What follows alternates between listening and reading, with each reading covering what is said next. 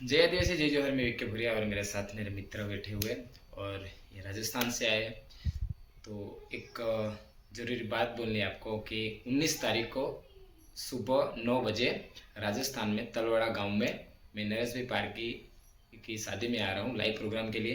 जितने भी मेरे फैंस हैं, जितने मेरे चाहक हैं, उन सभी से निवेदन है कि आप आइए 19 तारीख को सुबह 9 बजे तलवाड़ा गांव में जरूर पधारिए, लाइव प्रोग्राम में आइए। जय आदिवासी जय जौहर। હેલો મિત્રો, હું છું વિનોમય અને મારી સાથે છે ટેમલીના ચિંગર એવા વિક્કેભાઈ ભુરિયા। ટૂંક સમયમાં આપણા રાજસ્થાનમાં બાંસવાડા જિલ્લામાં તલવાડામાં આવે છે 19 તારીખ સવારે 9 વાગે આવે છે લાઈવ પ્રોગ્રામ માટે। તો તમે ના જોઈ હોય તો લાઈવ પ્રોગ્રામમાં એન્જોય કરવા જરૂર આવજો। જય આદિવાસી જય જોહાર।